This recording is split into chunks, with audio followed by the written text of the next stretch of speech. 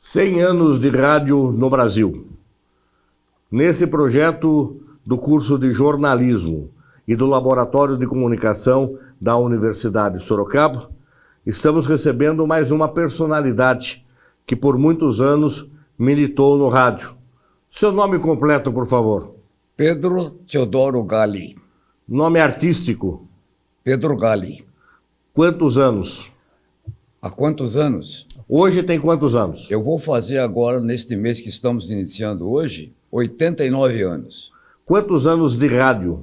Rádio foram vários anos, vários anos.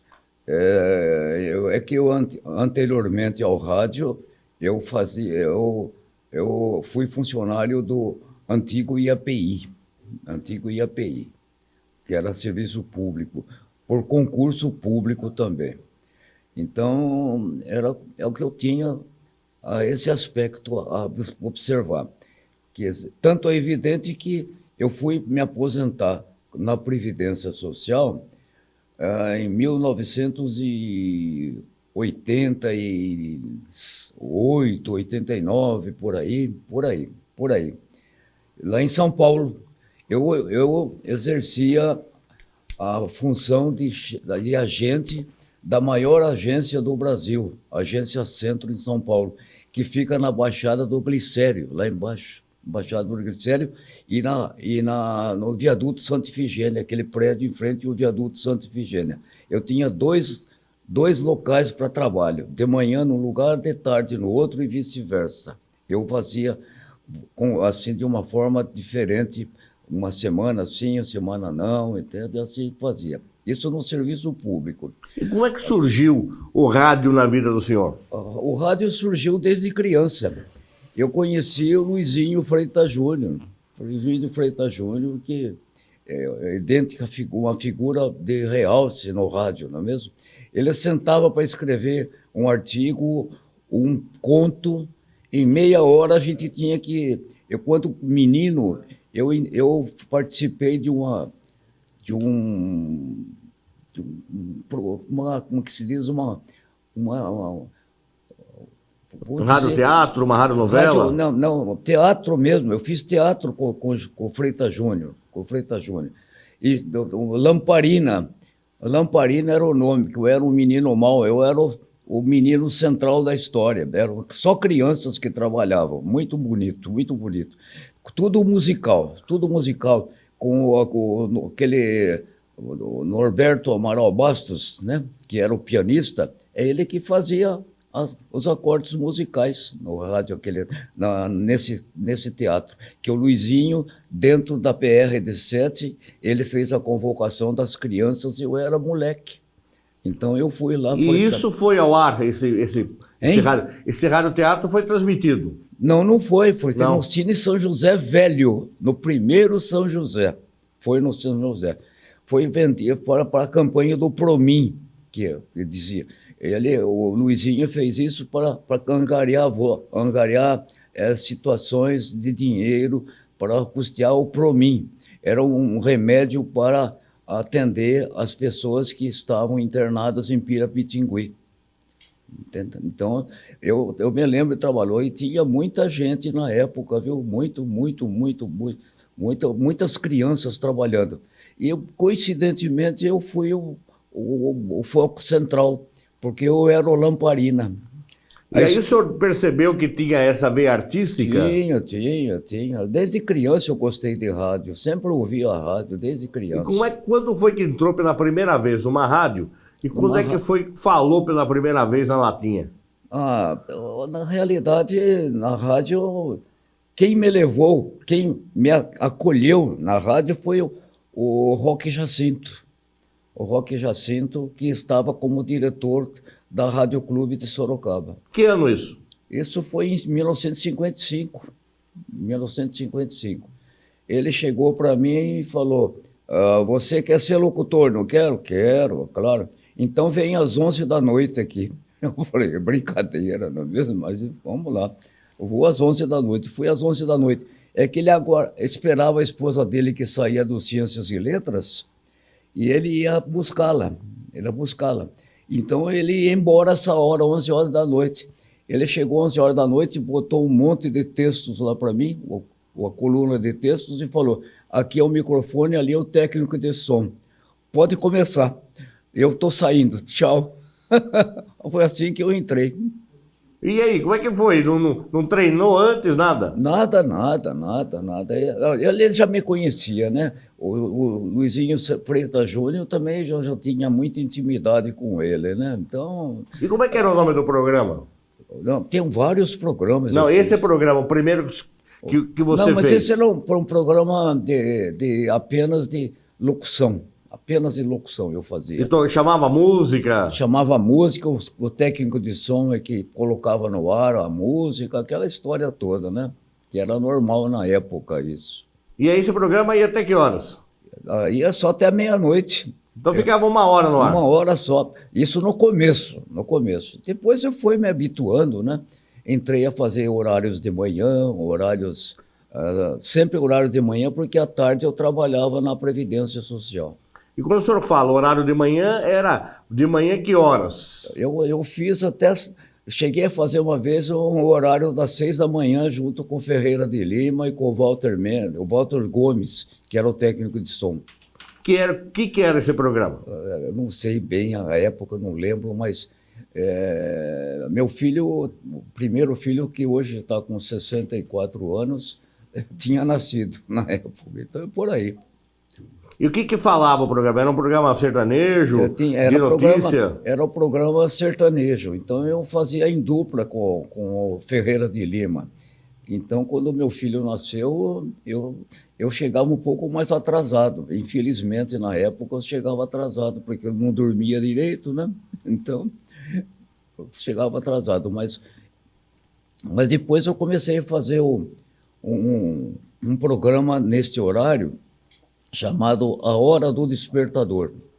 A Hora do Despertador eu punha, com os elementos que eu dispunha, eu punha um relógio, um despertador, e quando eu dava o toque, despertando, entendeu? Aquele barulhão despertando. A Hora do Despertador era com notícia,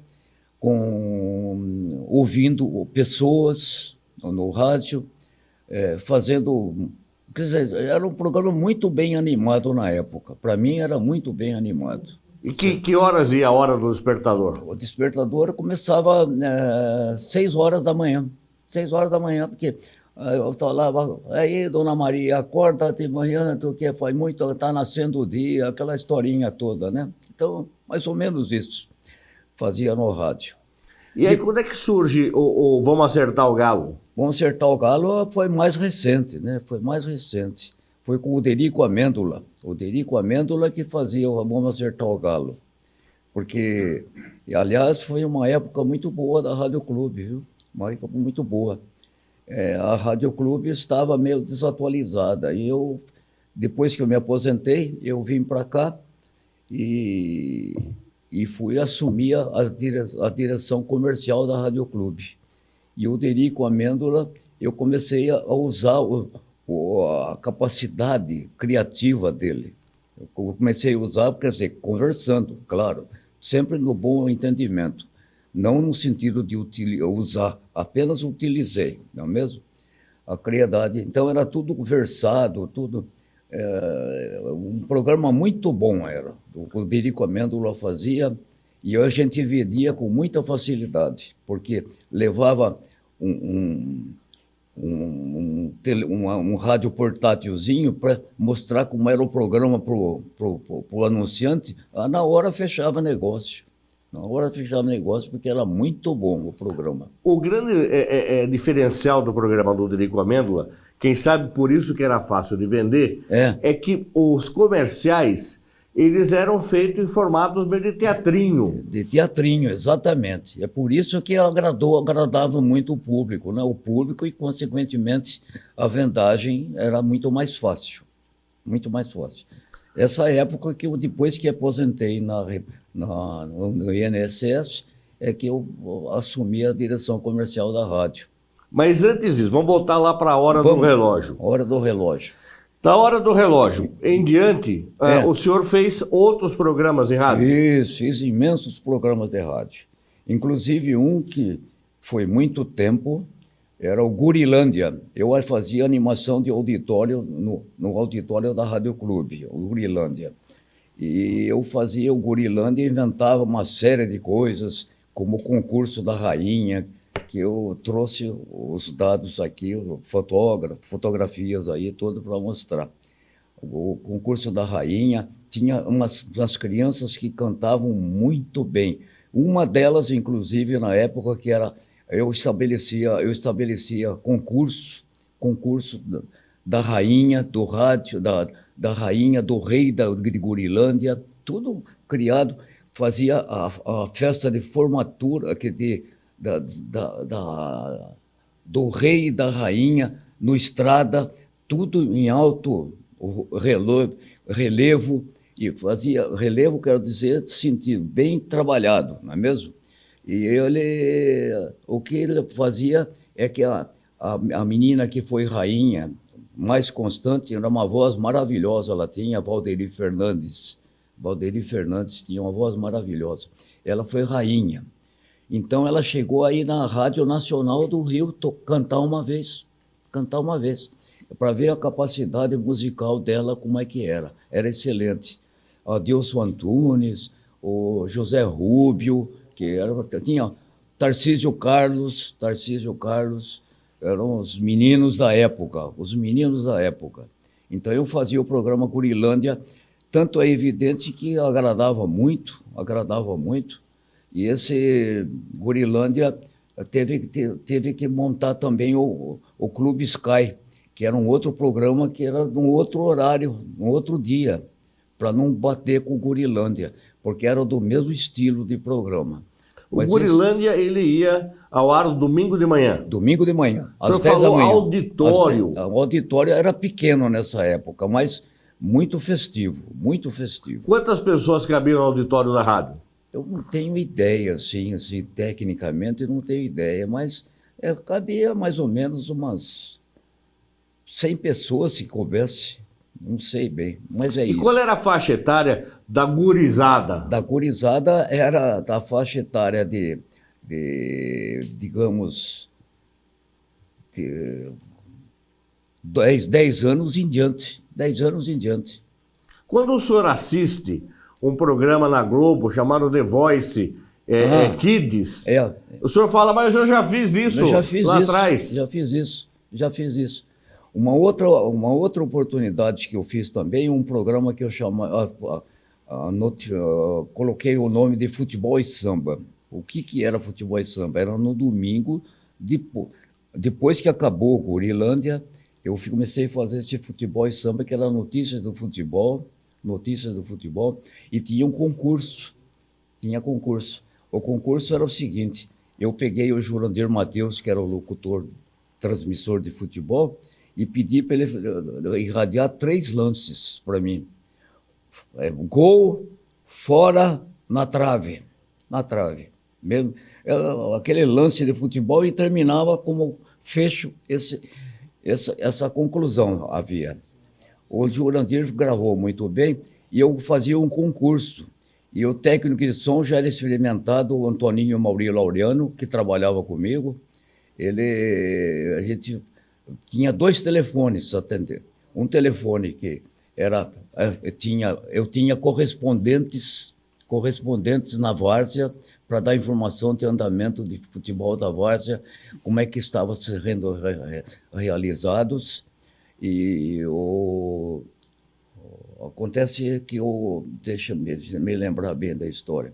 O Toninho Mauri Laureano, eu tinha um outro telefone, o 422 era para atender o pessoal, os meus correspondentes da várzea, que eram pessoas desconhecidas, e foram projetadas desse programa. E ele, no 422, que era o telefone, eu fazia o concurso. O concurso eu fazia uma pergunta sobre futebol sempre sobre futebol, sempre futebol. E depois falava, bom, está no ar, então entra, disputa, é aquele enxame de telefonemas, mas quando eu atendia o telefone no 422 e dizia para a pessoa, qual é a resposta? A pessoa falava para mim, é tal coisa, daí que eu punha no ar. Porque eu punha no ar quando o resultado, que eu punha a voz do Julandir dizendo, foi fora, foi na trave ou foi gol. Gol quando acertava a pergunta. Fazia aquele lance bonito e coisa. Coisa, para mim, na época, era um negócio. Eu acho que, vamos dizer, de 1.000 rádios, 1.100 rádios estavam ligados no programa Futebol e Samba. 1.000 rádios na época, tá? Era às 10 da manhã até meio-dia. Existia também, Pedro, na época, a transmissão, por exemplo, no aniversário do ouvinte, e a rádio ia até a casa do ouvinte, fazer a transmissão do aniversário, levar bolo para o ouvinte e transmitia como se fosse um flash. Desse eu não me lembro, não. Não lembro, na Rádio Clube não fazia isso. Não me lembro, não fazia. O que eu fazia no aniversário da Lourdes Soares, que era uma voz maravilhosa, lembra, né? Lourdes Soares, a falecida, ela tinha, no aniversário dela, ela levou um bolo para a criançada do Gurilândia. E tenho fotos aí demonstrativas que ela distribuindo o bolo para a criançada. Ela participava comigo nessas coisas todas. Hoje você é reconhecido por um dos meninos e das meninas da época, lembra de você ainda? Cumprimenta? Eu sei que já das meninas da época, 2 já são falecidas. A Cleisa Savioli, de Votorantim, eu falava a loiríssima de Votorantim, que ela era loirinha, muito bonita, muito bonita. E a Yara Pitigueli também é uma outra menina muito boa para cantar, cantava bem, também é falecida, desse que eu me recordo. Agora, cantor bom mesmo era o José Rubio, menino, uma voz maravilhosa, e a Valderi Fernandes. Tinha a Circe Maria, que eu chamava bonequinha, tão bonita, era menina, bonita. Então, a gente divulgava, enfeitava um pouquinho o programa com esses dizeres aí. E tinha orquestra, como é que era? Tinha o conjunto do Chico Alves. Chico Alves é um conjunto que acompanhava as crianças. Eles vinham bem mais cedo para ensaiar, e ele anotava tudo para mim, e daí, na hora, a gente ia, à medida que ia apresentando as crianças, e depois eu classificava por a forma que as meninas, de qualidade das meninas, das crianças. E quem era o corpo de jurado? Não tinha corpo de jurado, era programa típico. Todo domingo eram os mesmos cantores. Tinha uma infinidade de cantores. Então, por isso que era difícil, mas todos bons. Aí a Gurilândia, por que acabou a Gurilândia e entrou outro programa no ar? Não, cansou? A Gurilândia acabou porque é o tempo mesmo que concorreu para isso. O Gurilândia era patrocinado pela Cooperativa de Leite de Sorocaba. A Colazo? A Colazo. Então, eu fiz um concurso da Rainha, com a Valderi Fernandes foi campeã, e os votos eram a tampinha do leite vendido pela Colazo. Bom, para você ter uma ideia, deu um caminhão de latinha, de tampinhas para votar, para ver quem é que podia ser a rainha. E o público votava, e assim a família das crianças, todo mundo envolvido. Aí você está falando isso, Pedro, consequentemente era a parte artística com a parte comercial envolvida. Isso. Porque para votar eu tenho que levar a tampinha do leite. Exato, tudo pensado por nós, né? Tudo pensado por nós. Então vendia leite de barbaridade. Então. Aliás, era a única que existia na época, né? Não tinha outro concorrente, era a única cooperativa. Agora, então, sempre a parte artística trabalhou com a parte comercial para viabilizar os programas? O samba, por exemplo, o samba e futebol. Futebol e samba. Futebol e samba. Tocava samba, só tocava samba e notícias do futebol com correspondentes, com concursos. E também tinha patrocínio. Com concursos, entende? Toda dessa forma. E tinha patrocínio já. Tinha patrocínio do Moreno e companhia. Moreno Materiais para Construção. Construção, exatamente. Tinha muito patrocínio.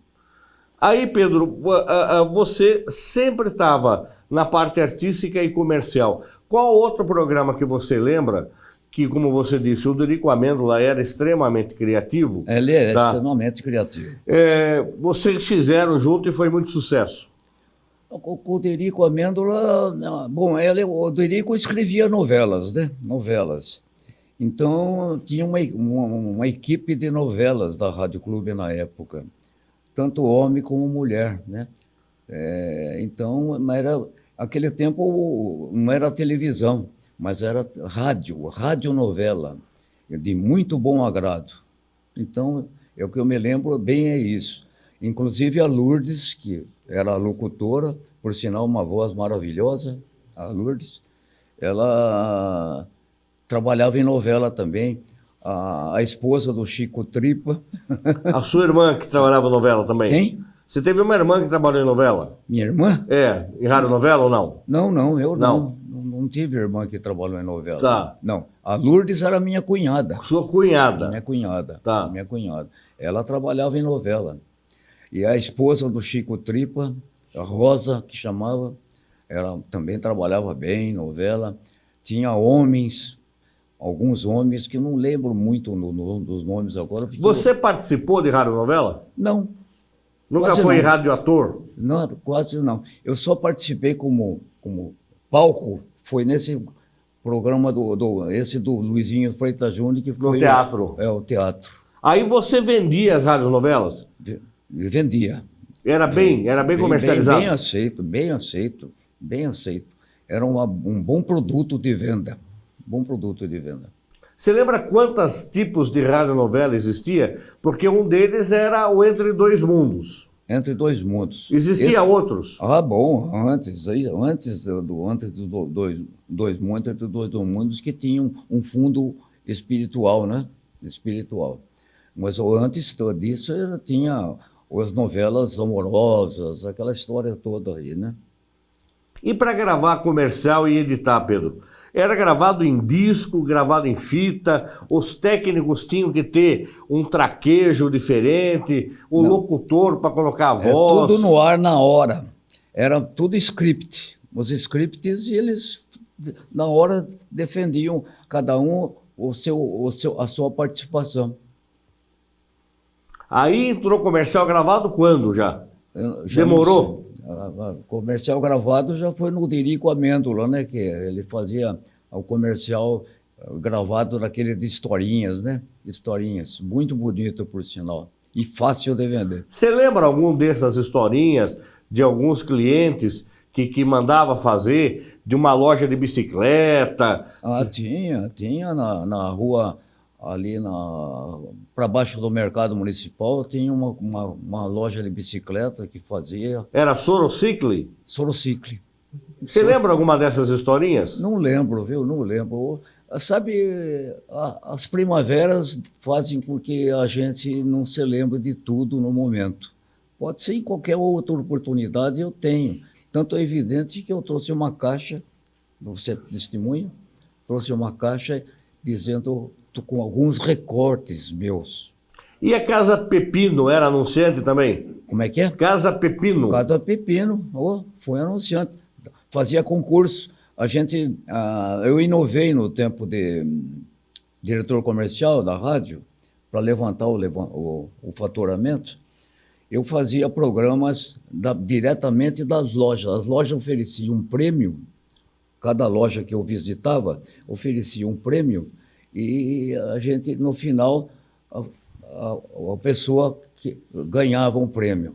Uma pessoa sorteava lá. Não me lembro bem como era, mas a Casa Pepino era uma dessas. E você ia na rádio, na porta da loja fazer? Na rua eu ia. Isso enchia de gente? Não, tinha aqueles aparelhos, na época já estava um pouquinho em evidência os aparelhos que se podia comunicar com a rádio, não é mesmo? Então não tinha problema. Mas o público ficava ali participando? O público da casa eles telefonavam. Da casa que eles telefonavam para as questões que a gente apresentava. Mas quando via aquele murmurinho na loja, a população chegava, cumprimentava, conversar. Para você ter uma ideia, na loja Tapeçaria Chique, que nós fizemos uma vez, eu fiz aquele primeiro ouvinte que trouxeram aqui na loja da Avenida de São Paulo, eu quero uma plantação de uma planta lá, qualquer, vai ganhar um presente, um prêmio dessa loja. Tapeçaria Chique. Da Tapeçaria Chique. Ia fazer a mesma coisa. Acontece que quando eu vi, apareceu uma com uma árvore lá, viu? Levou na casa dela, que ela morava em Santa Rosália, levou até lá. A árvore? Para ganhar o prêmio. E ganhou um prêmio. O prêmio era muito bom, sempre oferecido pela empresa com a qual eu ia fazer o programa. E Tati Moda Masculina? Do Reinaldo. O Reinaldo era um constante freguês da gente, viu? Um constante freguês. A gente ia lá para fazer, ganhava uma camisa, ganhava um par de meia, entende? Cada dia que eu ia sempre alternando as lojas, nunca deixava ser a mesma sempre, né? Então, a gente saía de manhã saía, já ia fazendo isso. Bela Cate, que era na Braguinha. A Bela Cate tinha várias lojas, era uma loja de produtos para mulheres. Para mulher, produtos de beleza. Produtos de beleza. O proprietário tinha outras lojas com o mesmo estilo? Não lembro se aqui tinha. Eu lembro só da Braguinha. Da Braguinha eu lembro. E dentro dessas lojas todas que você lembrava, houve um momento em Sorocaba que tinha a Semana do Freguês. Tinha inventado pelo como é o nome dele? Fuad Musa. Fuad Musa. Ele que inventou a Semana do Freguês. Como é que foi isso? A Semana do Barão. Semana do Barão. Era na Barão Na Barão do Rio Branco. Como é que foi isso aí? Movimentou a cidade? Movimentou o comércio, movimentava as rádios? Aquele movimentou muito. O Fuad era um bom expert no assunto, né? O Fuad era do Cruzeiro do Sul? Não, da Rádio Clube também. Também da Rádio Clube? Da Rádio Clube também. Tá. Ele vendia para o Cruzeiro e para a Rádio Clube. Porque o Cruzeiro e Rádio Clube eram da mesma organização anteriormente, não é mesmo? Anteriormente. O Cruzeiro do Sul e o Rádio Clube eram da mesma propriedade. E aí tinha as promoções da Semana do Barão? Da Semana do Barão. Então, muito bom. A semana inteira era um fervor ali na Barão do Rio Branco. Viu? E como é que você estava na rádio quando chega a Rádio Boa Nova, através de Gastão de Lima Neto? Sim. Como é que foi? Foi que mudou o esquema total, né? Mudou o esquema totalmente. A Boa Nova, mas a única coisa boa da Rádio Nova é que se tornou uma rádio noticiosa. Não, antes de virar a rádio CBN de notícia, a presença do grupo de Gastão de Lima Neto, eles trouxeram dinheiro para a rádio, injetaram... Na realidade, a rádio pertencia às casas André Luiz de Guarulhos. Isso. De Guarulhos. Aí Gastão veio para administrar a rádio. Para administrar a rádio. E como é que foi essa época? A rádio foi bom nesse período. A gente fazia muito chamamento para ajudar as casas André Luiz. Ajudava bastante. E o Gastão tinha um horário assim de orações. Então ele distribuiu bem assim, não é? Dentro dessa forma de agir, ele distribuiu assim. O Dia do Motorista. Foi inventado por mim. Como é que foi isso? Eu cheguei a ter o prazer de ser repórter num dos últimos dias do motorista da Rádio Clube. Era o dia inteiro dedicado a esse tema. Dedicado ao dia 25 de julho, que é o dia do motorista, né? É isso, o dia E aí, como é que é? O que tinha nesse dia? O que tinha era muita música, pedidos musicais, tinha perguntas para as pessoas, ganhando prêmios, captados no comércio local, não é isso? E também com noticiário, quer dizer, muita música selecionada, muito pedido musical, diretamente no ar. E a programação inteira da rádio se envolvia naquilo? No dia 25, sim, a programação inteira. Era entrevistas com motoristas? Com motoristas, com tudo. Entendeu? Inventava tudo, inventava uma série de atrações. Você ganhou muito dinheiro na rádio? Eu? Não, ganhei, deu bem para a gente, porque era uma segunda atividade minha. Mas depois que eu aposentei, passei a ser totalmente. Né? Aí vamos falar da rádio Boa Nova, quando ela vem para Sorocaba, e depois ela vira a rádio CBN. CBN. Você era diretor comercial. Eu era o diretor comercial. Como é que foi essa mudança radical? Sai toda a programação musical tudo. Entra uma rádio que só toca jornalismo. Noticiosa, né? E aí? Daí a atividade da gente tinha que se pautar por anúncios dentro desse esquema. Não podia ser diferente, né? Funcionou ou não funcionou? Na realidade, não. Por quê? Não, porque eu não sei. Até o tempo de CBN ainda funcionou bem, mas depois que deixou de ser CBN, aí já complicou tudo. Porque nem... o problema de religião é um negócio muita eloquência em Sorocaba. Então, nem todo mundo eram espíritas. Então, estava vendo difícil vender programas. Está difícil. Apesar de ter outros programas da rádio. Não só espíritas, mas programas de diversos fatores. Então, foi exatamente isso que aconteceu. Aí, na realidade, aí eu abandonei. Aí eu deixei de ser diretor administrativo, diretor comercial, tirei a minha equipe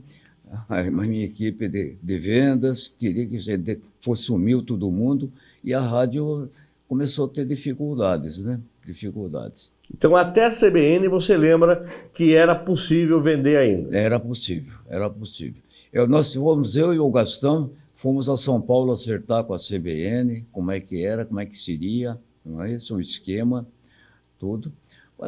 Foi um períodozinho bom, não muito bom como aqueles que a gente fazia normalmente. Agora, o custo da CBN, porque aí você tira o departamento artístico, os outros locutores, mas, por outro lado, foram contratados inúmeros jornalistas, carros de reportagem, equipamentos de transmissão de externa. Isso tudo gerou um custo muito alto para a rádio. Inclusive com quem eu estou falando, né? Estivemos lá juntos. Isso gerava um custo muito alto. Hein? Isso era um custo muito alto. Muito alto. Um custo alto. E a rádio tentou. Por um bom período tentou, né? Nem lembro qual é o período que foi. Não posso afirmar com segurança. Você acredita, se ela tivesse sido uma CBN em Sorocaba, no FM, ela teria tido sucesso mais do que do AM? Aquele tempo a rádio todas eram só... Não eram FM, né? Eram todas AM, né? Todas AM, né? A Rádio Clube, por exemplo, só era AM. Não tinha E FM. Quando surge a FM, ela surge como uma concorrência na cidade? As FMs, nós tínhamos na época... A Vanguarda foi a primeira? Não, a Vanguarda não foi a primeira, não. A primeira foi uma outra emissora, antes da Vanguarda. Antes da Vanguarda e Cacique, bem antes. Uma outra FM em Sorocaba? É uma outra Uma outra A Metropolitana? Metropolitana, exatamente. Foi essa aí. E ela impactou o mercado da publicidade? Impactou. Realmente houve uma pressão, uma evolução muito grande dentro disso daí. Daí, tanto é evidente que as rádios AM começaram a passar com mais dificuldade, não é mesmo?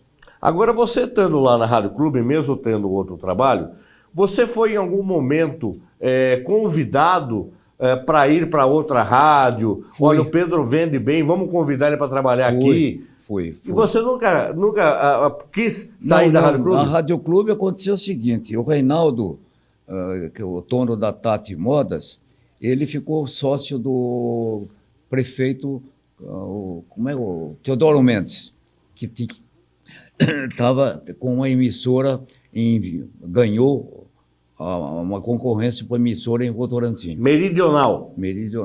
Não, era isso.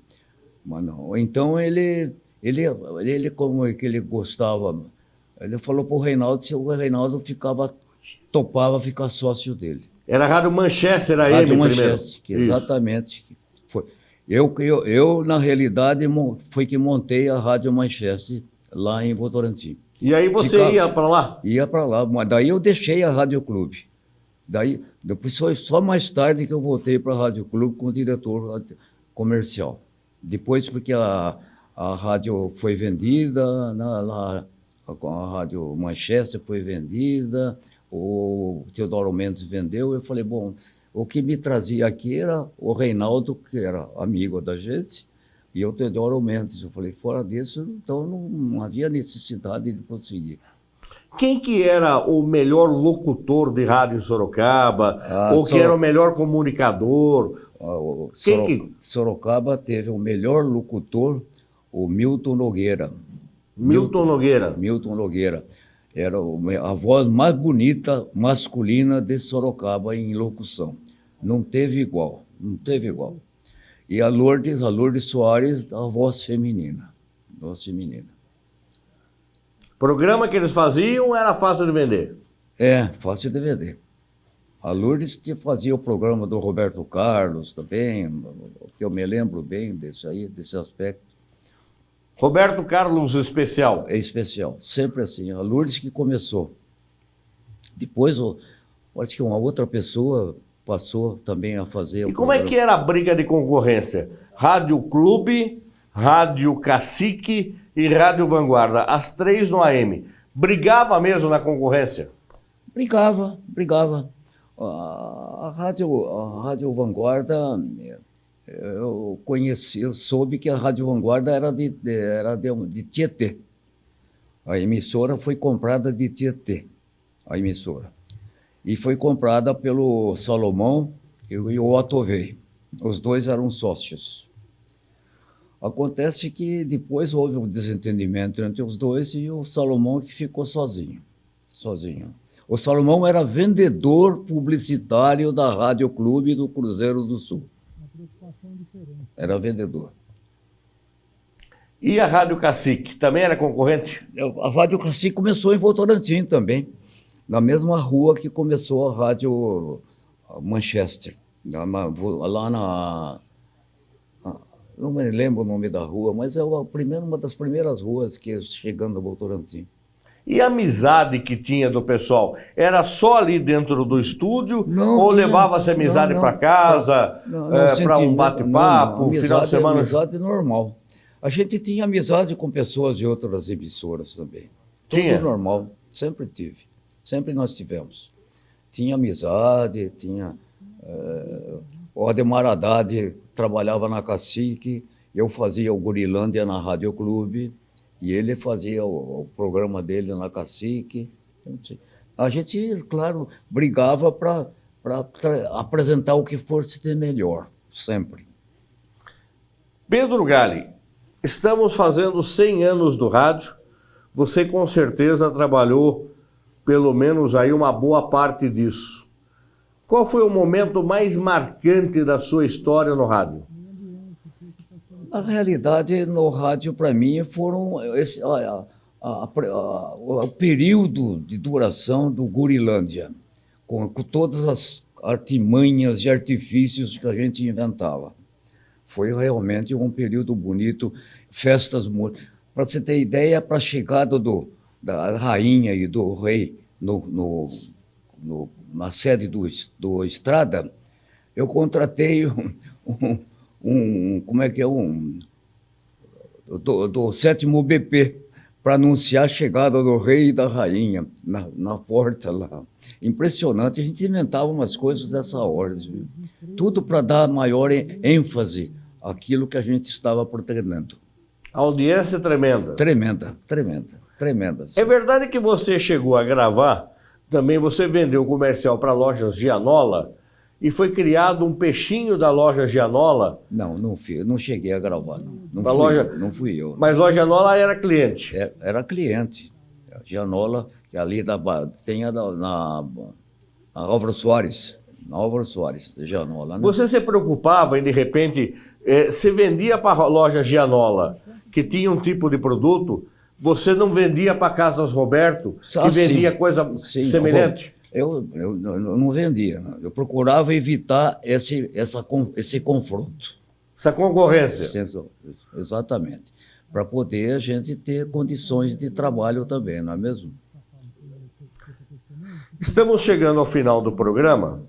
Eu gostaria que você imaginasse, essa gravação vai ficar perpétua. Sim. Daqui 100 anos, alguém nos ouvindo, o que será que vai pensar da gente? Olha, hoje, por exemplo, eu estranhei muito, porque no meu tempo era muito difícil ter uma instalação como vocês têm atualmente, não é mesmo? Então era difícil. Imagine daqui a 100 anos, então, o que vai ser.